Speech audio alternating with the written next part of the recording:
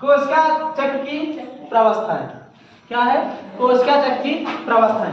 कोशिका चक्र किसे कहते हैं समझा दिया गया था, कोई परेशानी नहीं, क्योंकि बहुत आसानी समझा दिया गया था। अब इससे ज्यादा परेशानी होगी, इसका मतलब समझो आप लोग हाफ का मतलब आधे। देखो कोशिका चक्र की प्रवस्था, प्रवस्था का मतलब होता है जैसे आप बढ़ रहे हो, नहीं सामने, जैसे आप बढ़ रहे हो, पहले आप छोटी प्रवस्था में थे तो बच्चे कहे जाते थे, एकदम बच्चे, बउआ, ननका, सुगुन्ना ऐसे कहे जाते थे।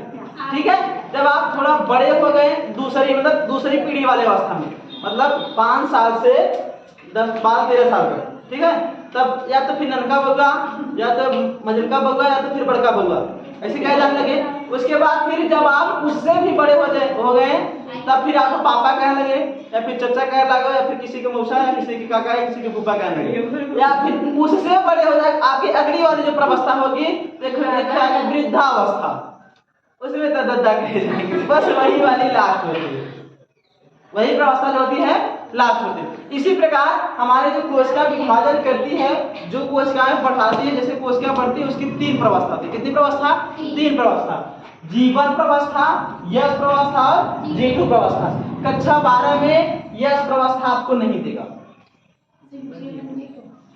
यश प्रवस्था आपको नहीं देगा, केवल G1 प्रवस्था और G2 प्रवस्था। और उसके बाद जो यश प्रवस्था में जो सारी क्रिया हो रही है वो नहीं देगा, तो आपको डायरेक्ट समझना होगा। इसीलिए कहा जाता है कक्षा 11 की बायोलॉजी पढ़ना है।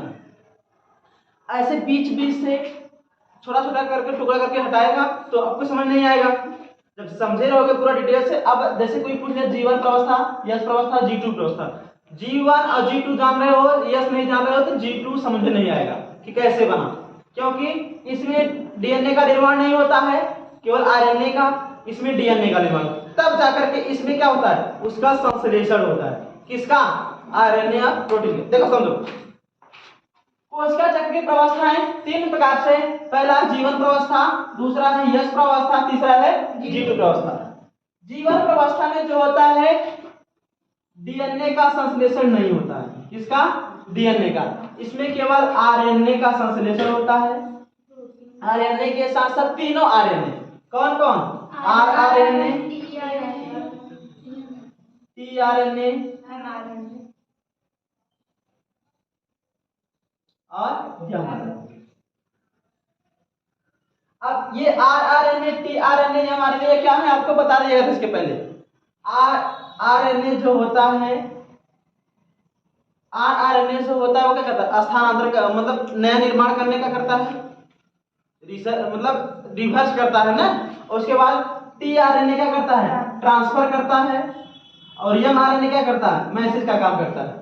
तो ये सब, ये एमआरएनए जो होता है प्रोटीन को पहचान करके टीआरएनए को पहुंचाता है, और टीआरएनए प्रोटीन को ले जाकर किसको देता है? आरआरएनए। आरआरएनए होता है नया निर्माण बनाता है। तो जो हमारी कोशिका की पहली अवस्था है, कौन अवस्था? पहली अवस्था G1 प्रवस्था जो है, इसमें केवल आरएनए प्रोटीन का निर्माण। किसका? आरएनए प्रोटीन का। आरएनए के साथ साथ तीनों आरएनए बन जाता है। समझ में आया? तीनों आरएनए जब बनेगा तभी प्रोटीन का पहचान करेगा, फिर उसके बाद प्रोटीन ले जाएगा, फिर प्रोटीन का नया निर्माण करेगा, तभी करेगा। इसके पहले करेगा नहीं। उसके बाद फिर देखो यश प्रवस्था में इसमें डीएनए का संश्लेषण होता है। एक बताओ, इस अवस्था में कुल कितना समय लगता है? लगभग 50%। कितना? लगभग 50%। आधा वक्त इसी अवस्था में लग रहा है। लग रहा है नहीं लग रहा है? आधा समय इसी अवस्था में लग रहा है। आपसे क्वेश्चन पूछा जा सकता है कोशिका विभाजन की सबसे अधिक अवस्था, अधिक है नहीं क्योंकि इसमें 40 है, इसमें 20, तो सबसे अधिक समय किस अवस्था में लगता है? जीवन। तो जो पहली पीढ़ी बनानी होती है ना, जब जो नया कोई काम करना हो, जब पहली बार करना होता है बड़ा मन से लगता है। कक्षा 12 में मन लगा कि एक बार पढ़ो और पता लगे एक बार फेल हो गए तो दूसरी बार उतना मन नहीं लगा जितना मन पहली बार लगेगा। कोई भी काम करो जब पहला बार जो होता है एक ही बार होता है, दूसरी बार में आधा मन टूट गया चाहे जी। समझ में आया? हाँ, बहुत अच्छी बात है, समझ आ जाना चाहिए क्योंकि कोशिका विभाजन की प्रवस्था है। कोशिका विभाजन पहले बार में जो बन गई तो ठीक ठाक से बढ़िया से विभाजन हो गई, दूसरी बार में विभाजन की क्षमता क्या होती है? कम हो जाती है। लेकिन कोशिका तो बढ़ाई करेगी, लेकिन अपना मानसिक संतुलन कम हो जाता है। एक बार जो करना हो गया। समझ में आया? उसके बाद जो G2 यस प्रवस्था है, इसमें क्या होता है, डीएनए का संश्लेषण, किसका, डीएनए का निर्माण होता है। डीएनए क्या करता है, अपने जैसा एक प्रतिरूप बनाता है, यही है, डीएनए अपने जैसा एक प्रतिरूप बना लेता है और साथ में हिस्टोन और प्रोटीन का निर्माण करता है, किसका, हिस्टोन व प्रोटीन। ठीक है, हिस्टोन क्या है, हिस्टोन क्या है, हिस्टोन यह डीएनए को अपने में लपेटे रखता है, क्या करता है, डीएनए को लपेटे रखता है। देखो आपको जब गुणसूत्र पढ़ाए थे तब हिस्टोन प्रोटीन की संरचना बनाए थे, गोला सा संरचना था और इधर से निकला इधर से निकला, तो बीच वाला भाग ऐसे था, एक नीचे से था, समझ में आ गया, याद आ गया, क्या बात है, बहुत बढ़िया, पहली बार इसका मतलब मन लगा के पढ़े, समझ में आया, तो दूसरी बार थोड़ा हिंट दो, अपने आप पकड़ में जाएगा। तो जो डीएनए होता है अपने जैसा प्रतिरूप बना देता है, साथ में हिस्टोन और प्रोटीन का रहना आवश्यक होता है। हिस्टोन प्रोटीन नहीं रहेगा तो डीएनए लिपटेगा किसमें, हिस्टोन में डीएनए लिपटता है।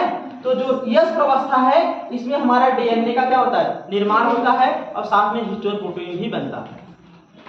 ये समझ में आ गया, कोई परेशानी नहीं, कोई परेशानी भैया नहीं, परेशानी। आगे चलते हैं G2 प्रवस्था में। और एक चीज और, इस प्रवस्था में कितना समय, लगभग 40, कितना, लगभग 40। देखो 50 और 40, उसके बाद इतना हो गया, मतलब 90, मतलब इसमें वाले 20 है लेकिन ज्यादा हो रहा है, तो लगभग करके बताया है, कितना समय लगेगा कोई गारंटी, लेकिन एक अनुमान लगा सकते हैं, लगा सकते नहीं लगा सकते। तो देखो G2 प्रवस्था हमारी क्या है, डीएनए पहले वाले में आरएनए बना, दूसरे वाले में डीएनए, दोनों बन गए। अब कोशिका में मुख्य कार्य आरएनए और डीएनए का होता ही है, यही होता है ना, कोशिका में मुख्य कार्य आरएनए और डीएनए, यही दोनों नहीं है, कुछ नहीं होगा।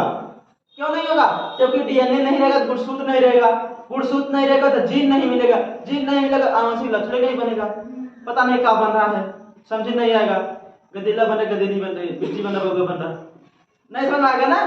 तो आरएनए जो होता है पहली अवस्था में, यस जीवन प्रवस्था में आरएनए का निर्माण होता है, साथ में तीनों प्रोटीन का, आरएनए, टीआरएनए और एमआरएनए। उसके बाद यस प्रवस्था में डीएनए बनता है, अपना प्रतिरूप तैयार करता है, साथ में हिस्टोन और प्रोटीन भी बनता है। इसका समय लगभग 40% होता है और इसका समय लगभग 50, यानी आधा ज्यादा समय इसी में लगा है। उसके बाद आती है G2 प्रवस्था। यह प्रवस्था पूर्ण होने में लगभग 20%, कितना, 20%, और टोटल समय घंटे में भी दिया है, कितना, 4 घंटे, बाकी में नहीं दिया है, बाकी में नहीं दिया है, नहीं दिया ना।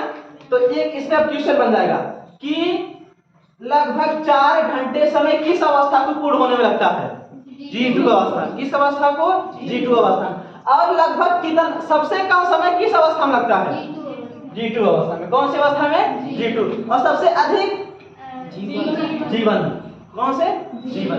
अरे जीवन है, अपने भाषा में समझो, जीवन में समय लगता ही है, और जीवन में चाहे जो हो लेकिन समय लगता है, जीवन में बड़े होते हैं, ठीक है। तो देखो इसमें कुल समय 20% लगता है और साथ में क्या होता है, तब डीएनए और आरएनए का संश्लेषण लगातार होता है, किसका, डीएनए और आरएनए का, सॉरी डीएनए का नहीं, आरएनए, किसका, केवल आरएनए का। आरएनए का संश्लेषण क्या होगा, लगातार, आरएनए का संश्लेषण लगातार होगा।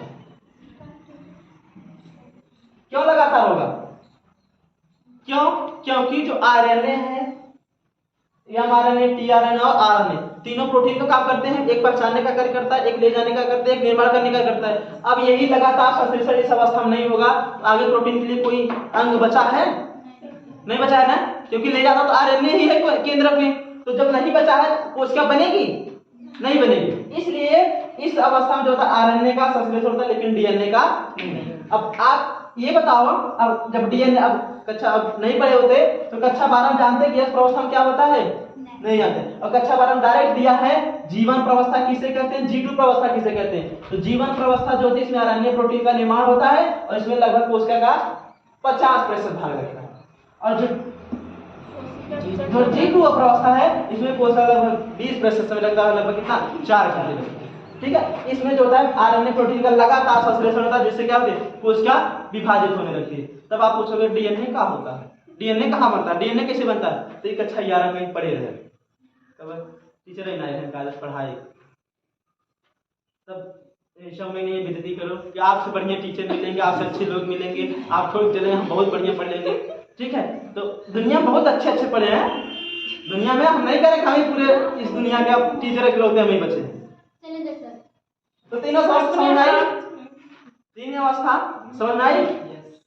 जीवन प्रवस्था उसे कहते हैं जिसमें आरएनए प्रोटीन का आरएनए और टीआरएनए हमारे तीनों आरएनए का निर्माण होता है, उसे कहते हैं जीवन प्रवस्था कहते हैं। इसमें लगभग कोशिका विभाजन का 50% समय लगता है।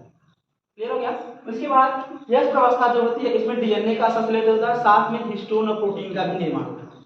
डीएनए अपने प्रतिरूप तैयार करता है, मतलब विभाजन के लिए तैयार कर लेता है, भैया आगे हमें देना है तो तैयार हो जाओ। ठीक है, उसके बाद फिर जो G2 प्रवस्था है इसमें केवल 20% केवल 4 घंटे समय लगता है, और उसके बाद फिर क्या लगातार प्रोटीन का संश्लेषण होता रहेगा और बनता चला जाएगा। ऐसे होता है। तो तीनों प्रवस्था समझ में आई, समझ में आया। तो जीवन प्रवस्था किसे कहते हैं, इसमें आरएनए का संश्लेषण होता है, इसमें आरएनए टीआरएनए और ये हमारे तीनों आरएनए का निर्माण होता है, प्रोटीन का निर्माण होता है। समझ में आया। उसके बाद ये अब कोशिका विभाजन की सबसे लगभग ज्यादा समय होती है, 50% समय इसी अवस्था में होता है। कौन में आरएनए। ठीक है, जीवन अवस्था में आरएनए।